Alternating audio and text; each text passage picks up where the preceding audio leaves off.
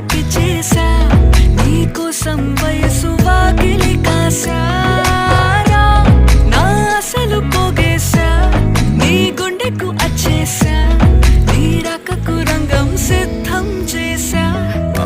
ఎందుకు పుట్టిందో పుట్టింది ఏమో నువ్వంటే ముచ్చట పుట్టింది పుడతాని నీ పిచ్చి పట్టింది